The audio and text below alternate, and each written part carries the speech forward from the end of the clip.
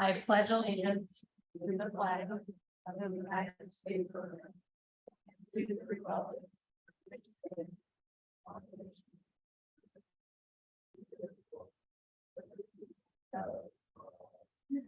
greet your neighbors.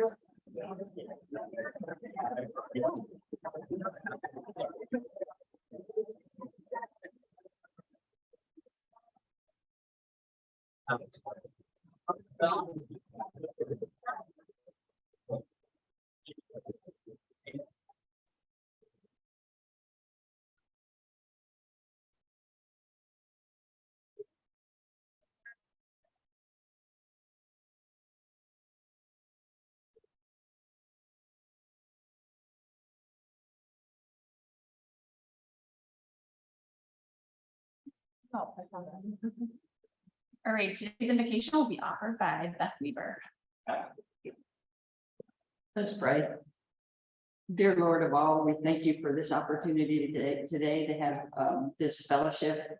We thank you for being able to just sit down and the ease with which we're able to have food and delicious food. We thank you for the talents of those who prepared it. Help us to always be grateful for that blessing. Thank you for this young generation coming up. Help us be open to hearing what they have to say.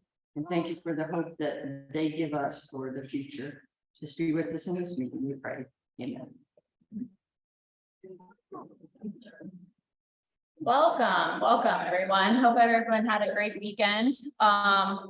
We have a very exciting program today with our outbound exchange students. So and a lot of moving parts. So we're going to go ahead and get started. But we do have Suji online on Zoom. So if everyone wants to say hi, he's not going to hear us. All right. Oh, there he is. Oh, you can't see everyone, but they're waving to you. All right. So today's National Day is it's actually going to be Emoji Day. It's gonna be a little delay. It's Emoji Day. So fun fact, in 2023, the most used emoji is actually, sorry, that's my go-to word. Is the tears of joy is the emoji. And some other fun facts is it's actually the fastest growing language. I'm pretty sure that's probably a sad fact there.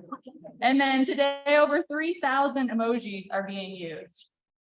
And then women are 16% more likely to use an emoji compared to men. So I don't know about you, but I still text full sentences, rarely use an emoji, but talking to my daughter through text, now that's a different situation. I have to Google a lot of times what all this means. So with that, I'm gonna have Secretary Lynn and the Secretary's report.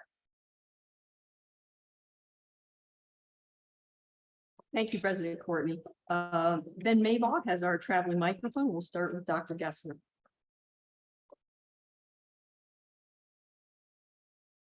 I'd like to introduce my daughter, Jamie Tankin. She was a Rotary exchange student to Japan 22 years ago from this club. After she graduated from the Tech with a major in international studies and a minor in Japan, Japanese, she went back and moved and lived in Japan for 10 years. Oh, wow. That's President Terry Sadi. Yes, I have 3 guests here at the table. And Linda is right to show, her parents are speaker, David Michel, and Harry Quincy, who's a friend of their family. Thank you, Ben. You'll notice we have several other guests in the audience, and they will be introduced as part of our program with the exchange students. We are going to do some Paul Harris Fellow and some service pin recognitions for folks that could not be here before. And we're very glad to present these. We have several Paul Harris Fellow initial presentations to make. So if you could come forward and then stay up here, please, until everyone is recognized. Chris Boone, Tracy Carmody,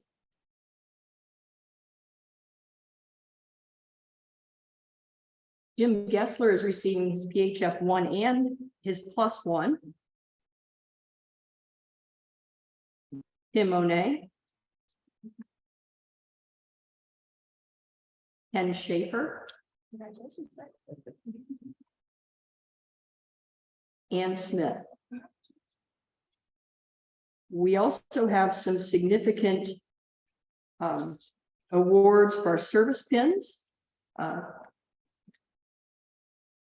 Jim Gessler is receiving his 30th. And then also Mike Miller, 30 years in Wooster Rotary. So we'd like to congratulate all of these on these significant accomplishments.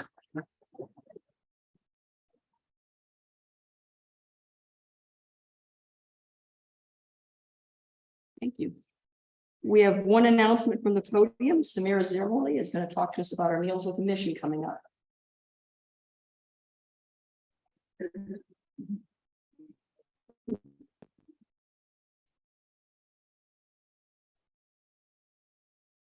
Good afternoon.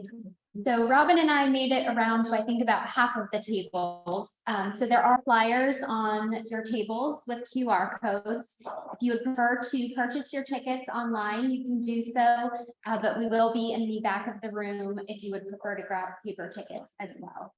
So Meals with a Mission will be on Monday, August 7th at TJ's.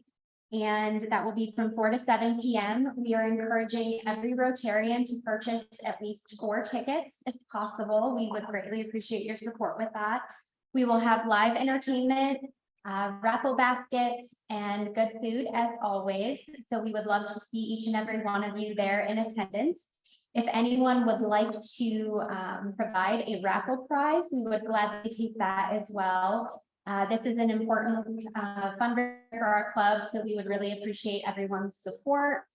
And again, it's $30 per ticket. You can use the QR code or meet Robin and I in the back of the room at the end to grab paper tickets. Am I missing anything? I think we're good. Okay, thank you. All right, at this time, I'm going to ask Brent to come up and he's going to introduce our outbound exchange student, Robert, that's going to be heading to Japan.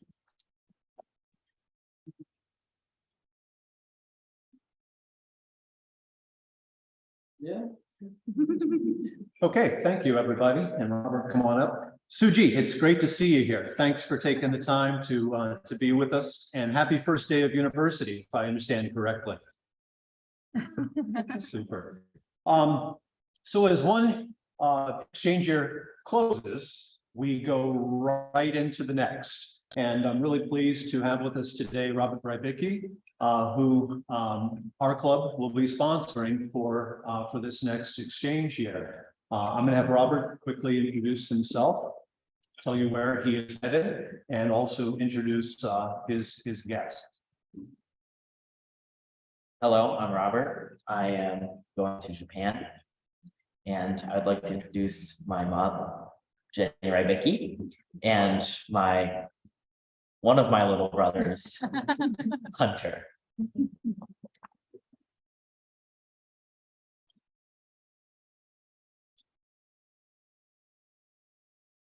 Very good. And can you tell them where in Japan you're going?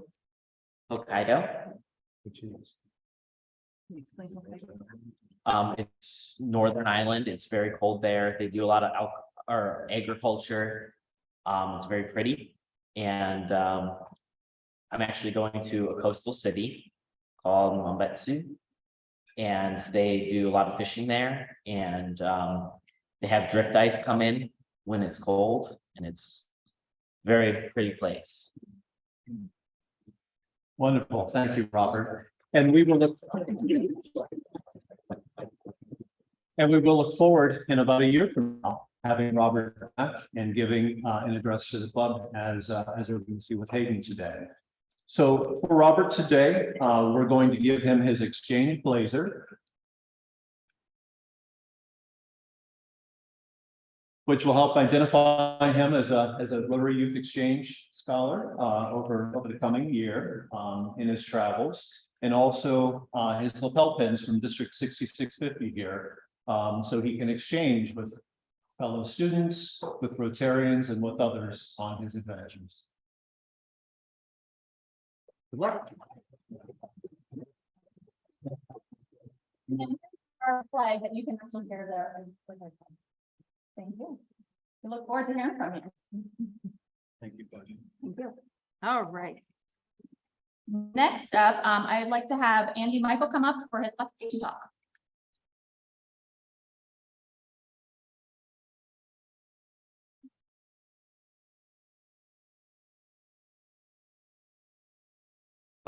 Hello, everybody, and I know we have a packed schedule today. Hopefully I can get through this quick.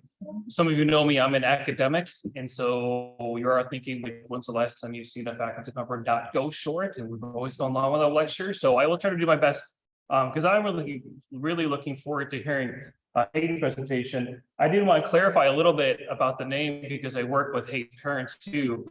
And some of you are probably confused and maybe thinking Courtney mispronounced the name too. And I think as I was talking to Fred, I think maybe there is no way, no right or wrong way to pronounce our last name. So my last name is pronounced Michael, although it's spelled exactly the same way as Hayden's last name. And the story that I've heard is that my dad's dad, my grandfather, came over to the United States after World War I. He actually fought for the Germans in World War I, which I don't want to say too loudly here. But after that, he came over to the US and he changed the pronunciation of our last name from the German sound name Michel to Americanized Michael. And he actually settled in Elyria, Ohio, which where my dad was born. And since then, we've been known as the Michaels, although we've heard many different pronunciations. So just a little clarification on that. Not that this is wrong way or wrong way.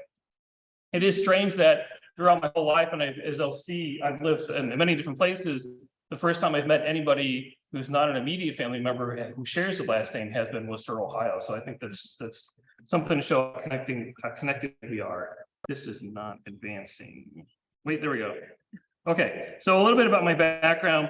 My grandfather actually moved to Elyria and then settled in Northwest Indiana, and I stayed in 3 different communities. And before I start, one thing that's important to me when I think about Rotary, what it means to me is it's a home and community wherever you are, whether it's Worcester, Japan, elsewhere.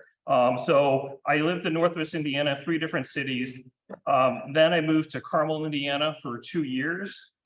Which is near Indianapolis, and then in Northern Illinois for a couple of years in high school. Then I have an undergraduate from Purdue University, spent 4 years there. It is kind of a family tradition for my family to go to Purdue. And then I went to the University of Notre Dame, where I got my PhD in genetics. I actually studied African malaria mosquitoes, had a good opportunity to do some field work in a small country called Burkina Faso for 2.5 weeks. And I also met my wife there. We were actually to get married at the Basilica Notre Dame, which is a really interesting opportunity. And then in 2007, I moved to Worcester. And as I was putting this together, I quickly realized that the longest I've ever been in one place, as you can see, has been Wooster, Ohio. And I consider that my home now for 15 years. And as you'll see, the family as well. Part of the international connection, my wife is from Ontario, Canada, a city called Mississauga. We met in grad school where she was pursuing her PhD, which I think is also fitting for an organization like Rotary that has such an international connection to that my family is also an international family. My wife retains Canadian citizenship, and in 2020, she became an American citizen. This is my family here. My wife, Erin, my son, Tim, who's 14. He's very active in Wooster Robotics. We're having a conversation today with Greg about Wooster Robotics. Competed for states in grade 8 with the high school. I have twin daughters, Elizabeth and Emily, who are 12. They'll be 13 in August. And as I say that, I'm reminded to let you know, let's let that sink in. In a couple of weeks, I'll have 3 kids, 3 teenage kids. 3 young teenage kids. So it'll be a challenging time. They're active in ballet. They were at the Wayne Center for a while, now are at Ballet Worcester, and they also do sewing with Bill Sharon and Carolyn Sharon. Carolyn is nice to teach, who lives across the street from me. My daughter's how to sew. Then the little guy is Henry. He just turned 8 yesterday. That's why I stayed away from the cake. It looked good, but I had a lot of birthday cake yesterday. He was in baseball and he did coach's pitch this year, and his team got second place, so he was really excited for baseball. So Brutus too is an important part of my family. Since 2007, I started as an entomology professor working in corn and soybean insect and insect management. And in 2023, I became the associate dean and director for them. And I think it's a good time. And Courtney reminded me to remind everybody that Chris Spoon and I are really happy to invite all Rotarians for a lunch on the CFAS Worcester campus. We hope there's going to be an RSVP sent out soon this week. We have a CFAS, which is College of Food, Agricultural, Environment Sciences Cafe. They're going to provide the lunch. This cafe is open throughout the year, so if you want to bite to eat, stop by our campus. It is open to the public. 11:30 is lunch. We'll have some comments around 12:10 or so, and then we'll just kind of open up the whole campus for you to visit. We will meet at the new Wooster Science Building. So as you go into our main entrance, if you turn left, you'll see our brand new Wooster Science Building. It'll look like this. We have our United Titanium Bug Zoo. We'll have insects out to handle and visit. We'll have a 3D printing lab demo. We'll showcase some of our farm equipment. We have really good interactions with machinery from ATI. And the Arboretum will be open. We won't have any special tours on that, but I know what an important connection Rotary has had with the Arboretum, and we'll make sure that's open. So if you're on our campus, make sure you visit that as well. I didn't realize this too, but how many of you know that this is 131 years of our strong connection between Ohio State University and Wooster, Ohio? In 1892, Charles Thorne moved the Ohio Agricultural Experiment Station to Wooster, and we've been here ever since, and I don't think we're going to be planning on leaving anytime soon. So we are welcome to have OSU in Wooster, and looking forward to having everybody over at lunch. So thank you.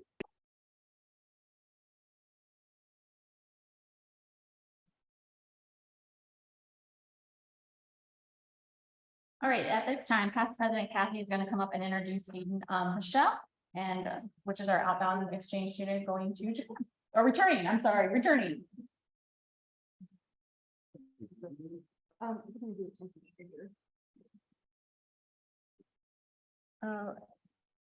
Yeah, actually, if you want to bring out my PowerPoint first, I could talk about my experience in Japan, but that's a long time ago.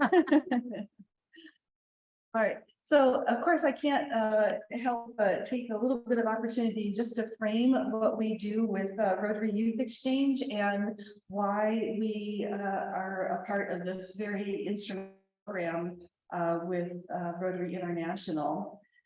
So today we're here to recognize our youth exchange participants, but also everyone else that makes the program a success. Let's see. Oh, no, that's the wrong. Oh, okay, never mind. You can back out of there. I guess I saved the wrong PowerPoint. The purpose of our program, first of all, is to instill international understanding and goodwill in students, to create positive exchange by empowering youth and making lasting connections for host clubs, host families, communities, and the students involved. And talk about the lasting connections. We just had a brief conversation with Jamie, and you know, she's still in contact on a regular basis with folks that she made, relationships she made during her youth exchange year. So this past year was a restart from a very abrupt finish in 2020. Of course, everyone knows what happened then. Our 3 students at the time had to kind of scramble, the club had to scramble and find them ways home from about March of 2020. And then we went into a 2-year hiatus. And when we restarted, our district brought in 8 inbounds and sent out 7 outbounds. And of course, 2 of those inbounds were Sujit, who's with us today. Is Izumi on here yet? No, he's not. And of course, Izumi. However, we did, throughout the district, we did lose participation of a number of our clubs. You know, many clubs, just like with everything else, was having difficulty with engagement. So we are in the process of trying to rebuild engagement throughout the district. This upcoming year, our club is hosting Eriko from Japan and Armando from Mexico. And I know all of you have seen some information about them. We are looking for Eriko to join the marching band right away, and Armando has already been in touch with Chris Matthew at Worcester High School for the swim team. And of course, we will be sponsoring Robert going outbound to Hokkaido in just probably a few weeks here, a month and a half. So also want to just give you a little bit of information about how we frame youth exchange and what the structure is. So there is an organization called NIAN, which stands for the North American Youth Exchange Network. And that really provides guidelines on best practices and keeps everybody up to date as to what legal requirements there are. There's an annual gathering, usually in February or March, from all over North America and even Europe. The last few years, Brent and I have attended, Brent has attended several times before. So we're really grounding the program in best practices. Also wanted to let you know too, that this year, our district, District 6650, which was operating our youth exchange program as a sole exchange district for a variety of reasons, including State Department regulation recertification, which for whatever reason we were having trouble getting, and the fact that we've had a number of clubs disengage. We have joined what's called the Ohio Erie Multi-District Exchange. And they bill themselves as from the lakes to the Gulf because they've got districts all throughout the Great Lake region and down to Florida. That does mean that our district has lost just a little bit of autonomy, which was a concern about joining a multi-district previously.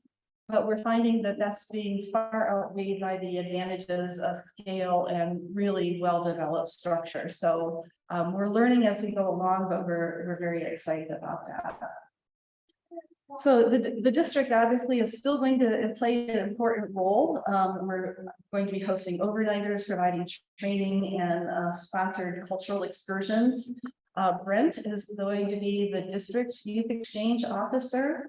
And I serve as the outbound chair and the district trainer. And then we have David Yeagley. What club is David from? From the Louisville Club, who serves as the inbound chair. And he does the heavy lifting with the inbound students and planning the overnighters and all the kind of cultural orientation that goes along with that. And then I won't go through this entire list, but we within our club, we have reorganized a little bit, and I will be serving as the youth exchange officer. We've got Donna and Joy serving as club counselors, which play a very important role for our inbound students. I think Suji can attest to that. Jill Monroe will be serving as our outbound chair, and you'll be hearing from her about a date for the next outbound information meeting. And I've got a whole list of other folks who are on the youth exchange committee, but anyone else who's interested in serving, we certainly welcome their joining. We'll be meeting right after the club meeting on Monday, July 31st. And you know, you need to think of exchanges. This is one of our club commitments where we are impacting the lives of students, families, teachers, the community, almost every day, almost all year long. So it's a very big commitment. But enough about the Youth Exchange Committee. I just also wanted to recognize too that this is just one example of a program that we have that it almost takes a village to run. So if you are able to, I invite you to please stand if you have ever been an exchange student. If you have ever had a child that has been on exchange. If you have ever hosted an exchange student. If you have served on the youth exchange committee. If you have provided transportation to a youth exchange student, whether it's from the high school to a weekly meeting or to one of their overnighters or other events. If you have sat at lunch here and chatted with a youth exchange student. If you have invited a youth exchange student to participate in a family activity or a Rotary activity. If you have talked to any students or family members about participating in exchange.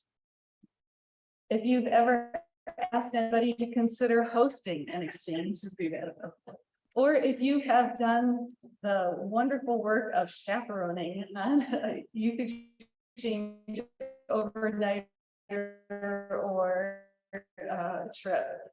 So you can see it takes a lot of, and we've got lots of room for other folks to join in as well. So with that, I will turn things over to Katie Michel.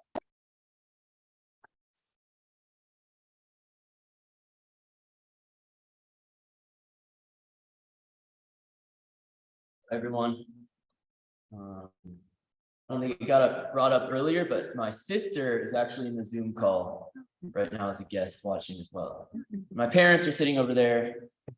Yeah, so obviously I'm Hayden. I just got back from Japan about 2 weeks ago.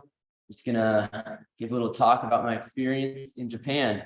Before that, I kind of want to talk about why I wanted to be an exchange student. And talking with different people in the program, everyone had a different reason. Maybe they had issues in their home country, wanted something new, or they had a dream of going to a certain country. But for me, my whole life, I've lived in Wooster, Ohio. And Wooster's great, but I always kind of wanted more. I wanted to live in a bigger city and experience more things. So that's the main reason I wanted to be an exchange student, is just see the world and experience different things. And I really thought about how there's so many possible lives that humans live. People experience so many different lives, but each of us only gets to get one of them. And I just wanted a taste of what it would be like to be somewhere else and doing something else. And then I decided on Japan because I wanted to go to a really different country from America. So I didn't really want to go to Europe because I just wanted the totally different experience. And I think I definitely got that in Japan. It's pretty different from here. And so, yeah, I'll go ahead and start. First up, talk about where I live. So I was in Nasushi-Obara, Tochigi, Japan. So it's that orange highlight right there. And it's kind of a lot like Ohio, I'd say, actually. So right next to my first house was a rice field or a cornfield. So it was a lot of farms in a pretty rural place, just like here. But it was pretty nice because even though it was a very rural area, it was really connected because in Japan, they have really good public transportation. So I could take the train from there to Tokyo or any of the other big cities in only a few hours. So it was kind of a nice balance of being able to get to these big places, but still having the nice setting of being out in the wilderness, maybe not wilderness, but out in the rural by the farms. And there's a lot of nice mountains. It's really cool nature. And my city was Nasushi-Obara, which is at the northernmost tip of that area. There's a lot of nice mountains, and this is a library of the town, which was a really cool spot. I'd go there a lot and just sit there, read, and yeah. Talk about my host families here pretty quick. So that first picture on the, I think that's the right, is me with my parents, and then my first host family's parents. So my first host family was just this Japanese couple who were in their 70s, I think. So it's a pretty different experience, obviously, than growing up with my parents. So I always had siblings growing up, but it was just me and the two of them in their house. But they were really nice. They took me to do a lot of things, and my host mother made some really good food. And they lived in a very traditional Japanese style house with all the sliding doors and bamboo mat on the ground. That was definitely a cool experience for me. And on the right, I have my other host family. And I think I probably had one of the most unique experiences with my second host family. So it was just me and this 70-year-old woman who lived in this really big house. Sounds a little bit strange, but her house was basically also part of the business. So it was this big restaurant, and then people who wanted to have lunch in big groups would meet up there. So my Rotary Club would actually meet in my house, which was really weird, but it made it pretty easy to get to meetings, I guess, which was nice. Yeah. But it was 6 stories tall, probably bigger, the size of this whole church or something. So it was really interesting. But we would see her son's family a lot, and he had 2 little kids. And so that was a really cool experience for me because I've always been the youngest sibling in my family, actually the youngest out of all my cousins somehow. So it was cool to see some little kids. They were 5 and 7, and it was nice to have that experience. And next I'm going to talk about some of the big cultural differences I saw in Japan. And the first one is going to be on education. And so as a Rotary Youth Exchange student, I think I have a pretty good lens into seeing this because I actually got to go to a high school in Japan for a whole year, go to all their classes and like a complete experience. And I could see how it was different than American high school. Because first I'll talk about kind of vague, but the classes at school.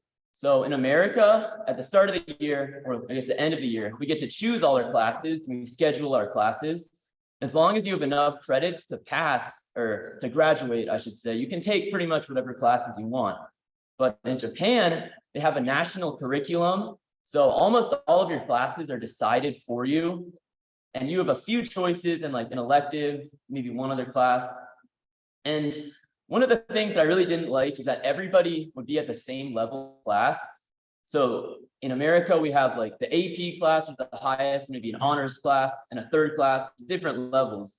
But in Japan, they would all be taking the same classes and tests, no matter how smart they were. So I would have one of my friends get literally an 8% on a test. And then one of my friends got like a 92%. So I think it's better to have different levels of classes so everybody can do well where they are. And I think they have a lot more classes because Japanese high school is every day of the week is a different schedule, which was like so confusing for me because I had to remember 5 different schedules and where to be and everything. But they would be, so here you could only take like 6 classes. There's only 8 periods in a day, but there they would be 7 or 8 or 9 different classes. So a lot of studying. And you can see in the other picture on the side, we were able to wear a school uniform at school, which is a lot different than here. I went to a public school, just Wooster High School here, so we could wear pretty much whatever we want. But there we always had to wear our uniform. I had to wear pants all the time, which I kind of hated. So it's like, we'd be in this school, it's like 80 degrees out, and I had to wear pants, but whatever. And people kept saying like, they wouldn't turn on the AC too, but what can you do, right? And also in Japan, I see another difference is that it's kind of like the teachers are serving the students more than the students serving the teachers. So in America, we'd always go around the school to different rooms and our teachers would just wait in that room. It's their classroom. But in Japan, usually we'd stay in our classroom and different teachers would come to our room for their class. There's a couple that we'd go to different rooms, but it was usually like that. And during the classes, pretty much all the classes were just this, the teachers standing at the front lecturing with a PowerPoint, pretty much what I'm doing right now. And then everybody just sitting silently and taking notes. So there's a lot less engagement in learning. And maybe it's my bias from being American, but I think how we do it in American high school maybe works better. A lot more engagement and trying to get kids to enjoy school. I think will make them like learning better. But I think that the commitment that the Japanese students had maybe did make them learn more than we do here. Yeah. And kind of the general mindset on education. So I kind of talked about how much they study and they're committed to school. I think a really good example of this is how far they'll commute to school. So in Japan, in your last year of middle school, you'll take a placement test for high school, which I think is a lot of pressure to put on what would be a 9th grade student here. But depending on how well you do on that test, it's kind of like college admissions in America, where you can go to a better high school or a worse high school, depending on basically how smart you are. And so one of my friends, he lived in like even more rural area than I was. So he lived up in the mountains. So he would have to bike like 40 minutes to the station, then ride the train, then walk from there to school, just to go to a better high school. Because in his small town, there weren't really any good high schools. And a lot of people do things like that, like commute to the biggest city in our prefecture to go to the good schools there. Whereas here, I mean, for me, I drove like 5 minutes to school every day. I know a lot of my friends lived pretty close or just took the bus. So I think there's a lot more commitment to education and they value it a lot more in Japan. I don't really know what pictures to put. So these are just some nice pictures of my high school. Yeah. I still talk about, I didn't really know how to phrase this, but I guess Japanese pride or some things that they think or they would say are unique to Japan. Kind of some strange things. So one of them is the seasons. This is something you never really realize, I think, unless you live in Japan. But a lot of Japanese people actually think that only Japan has 4 distinct seasons, which was really weird because, I mean, in Ohio, I'd say we have 4 distinct seasons, right? Maybe, I don't know, maybe summer and spring could blend together a little bit, but I told people that it was hot in the summer in Ohio and it got cold and snowed in the winter. They were always kind of surprised. And somebody they said to my face that in America, there weren't 4 seasons. So I didn't know what to say to that, but you'll see a lot of touristy places have like pictures like these where they show the 4 different seasons and the beauty in each one. And then people like to go out and see the cherry blossoms bloom in spring and the fall colors in fall.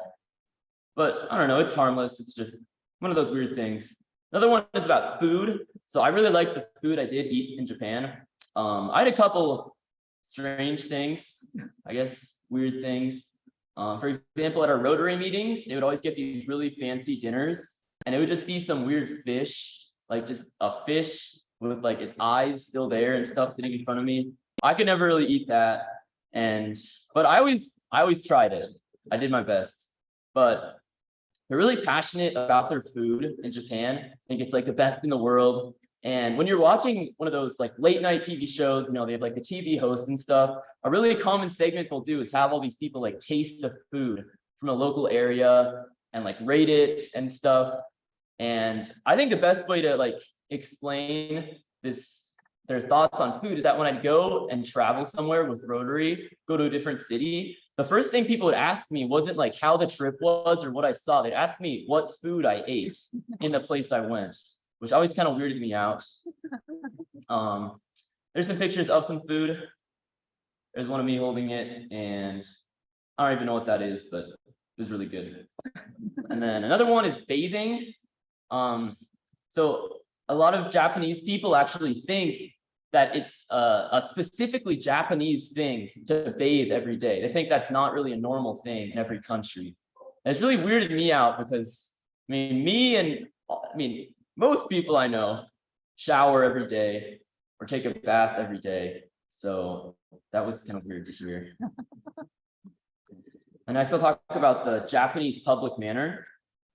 There's a word for this in Japanese, I think, which is tatemae, which kind of means in front of buildings. So when you're in front of buildings, you're in public. So this kind of describes the public manner you'd have in Japan. So when you think of Japanese people, you probably think of them as very respectful and bowing and being very courteous, which I think is definitely true. There's also a part of that makes them kind of cold in public and to strangers, where you'd never really greet a stranger or somebody you don't know. And especially for me, because I was a foreigner in Japan, and that's a pretty rare thing, people would never really come up and talk to me or speak to me, which was kind of sad. And also in public, they were wearing masks all the time. And a really big part, I don't know how to say this, but a place where this would happen a lot, I guess, would be on the train. So on the train, like, you do not make any noise at all. Like in New York City, when I rode the subway, you'd have some crackhead like screaming at you and stuff, and like people selling you their mixtape, but there it was completely silent all the time, which I liked, but it was kind of weird, I guess. So I think as Americans, we're probably more extroverted and loud and willing to talk to people than they are in Japan. And I just have some various pictures of being in public in Japan. And there's a big dinosaur in that one.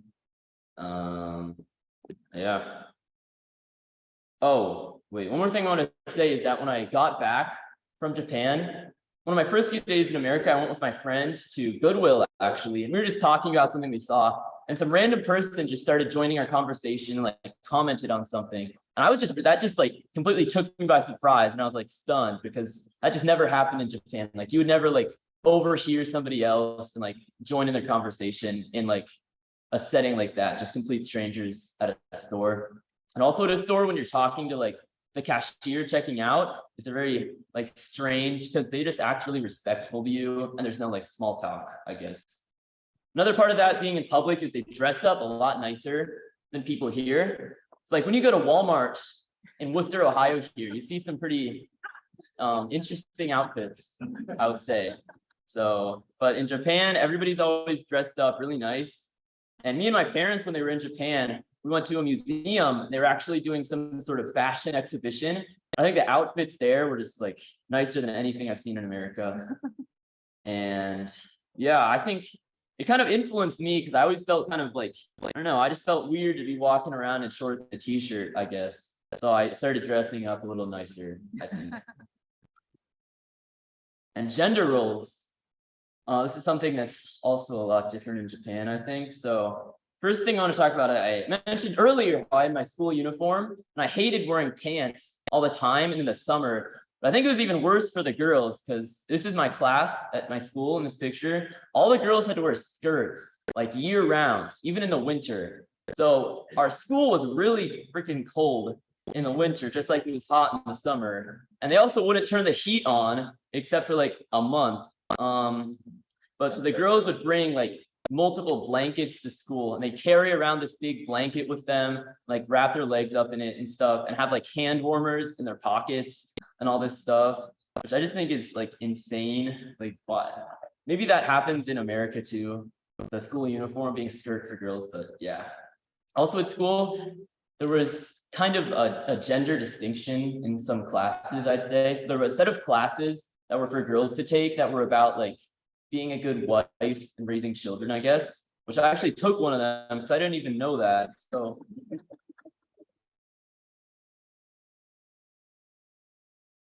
or a cooking or an art class. And I took a cooking class in America and I had a lot of fun with it. So I wanted to learn some Japanese food, how to make it. So I did the cooking class. And it was literally 9 girls and me, which I think was really weird. In America, I can't really think of many classes that are that like defined by gender. But I think it was kind of strange. And then more about marriages and in society. So another thing in Japan is that in my Rotary club, there was maybe 50 people there, or maybe 40, but only 3 of them or 4 of them were women out of the whole group. So it's definitely kind of a boys' club still in Japan. And I think in marriages, it's also a lot more different, maybe disparate than in America, where it's always like the man working and stuff, and always the woman like taking care of the family and raising the children. I don't know if you can read that, but it says right there that figures show that women earn on average 44% less than men, while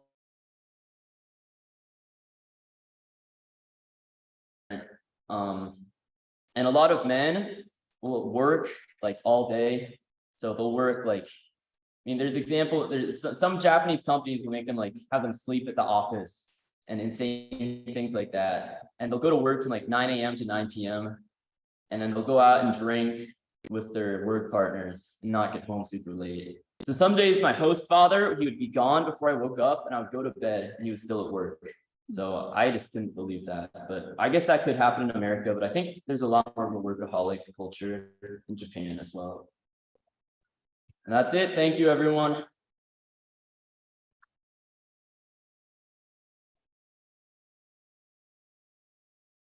Yeah. Any questions from the crowd? Go ahead. What are your plans now that you're back in the US? So she asked what my plans are now that I'm back in the US. So I'm going to be a student at the Ohio State University in a few weeks here. So I had my orientation last week and I'm undecided in my major, but I am actually going to take a Japanese course my first semester because a lot of the exchange students I talked to just completely forgot the language they learned and I kind of want to keep with it and try to remember it. So yeah, anyone else? It's really hard. So you asked how my Japanese is, and it's kind of a hard question to answer. So I was pretty good at listening to people talk, just because, I was doing it all the time. And so I'd say I was fine at having conversations and understanding what people were saying. But actually getting the words to come out of my mouth was really difficult, because I just couldn't remember all the grammar or anything. But I definitely could have fine conversations with my friends at school, or like giving a speech at Rotary by the end of the year. Yes, sir. If you ask anybody why so many people in Japan wear masks. So he asked me if I asked anybody why people in Japan wear masks. I think I might have. I think so. At my high school, we actually didn't have to wear masks starting in like April or May. but a lot of people still did. And I know one of the reasons for high school girls is that a lot of Japanese high school girls are like really embarrassed, I guess, or shy. So when they post pictures on Instagram, they like black out their face and stuff. So I guess they wanted to like hide their face and seem cuter, maybe. But I think also part of it is that Japan is maybe more of a collective culture, where in America, we're more individualistic. And in Japan, they care more about the whole, right? So like having a chance of infecting somebody else is a really bad thing, but I'm not exactly sure. I guess it's just, there's probably a lot of reasons. So, yeah. Yes, sir. Right now, more people are dying every year than are being born. So the society runs all the people have problems getting sick. Any evidence for that? For example, see any evidence? Yeah, so they talked about this a lot. So the biggest issue, so he asked me about how Japan right now is kind of having a crisis where more people are dying than being born every year, so their population's in decline. So we would hear about this a ton at school. So they'd have these classes where we had to like try to come up with solutions for problems, and that was always one of the problems they'd have one of the groups do, was like how to fix the birthing crisis. And I'm not actually sure about how well old people were supported. I know in my city, they had a community center and they would do a lot of programs for older people there. But I'm not really sure. I know also my dad was talking about this. There's a lot of houses in Japan that are in the countryside and they're empty. Just nobody wants to buy them, so they'll just give them away right now. And yeah, anyone else?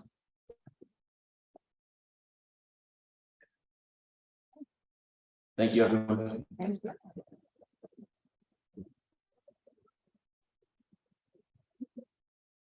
You're going to give President Courtney the flag. Oh, so I have my flag here from my district in Japan, which I will give to our president. Thank you. Thank you. Thank you so much.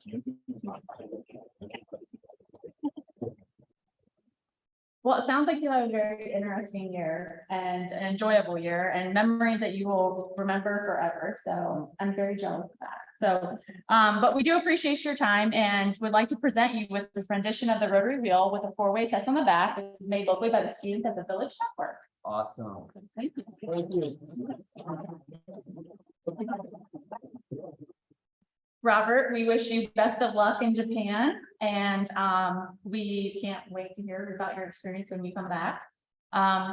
Thank you to all the guests that are here, that came today. We hope you come back and join us again. Next week, just remember that we're going to be visiting the CFAES, that is a handle, hosted by Andy and Chris. Look for an email for sign up. So we hope you guys can join us, but the start time will be at 11:30, which is different. So make sure you mark your calendars. And then Samira and Robin will be in the back for tickets for the Meals with a Mission. Remember, we still will be having a new meeting on that day. And then the following week, we will be having our picnic at the Rotary Pavilion. So we have a lot coming up and look forward to it. So with that, we stand adjourned.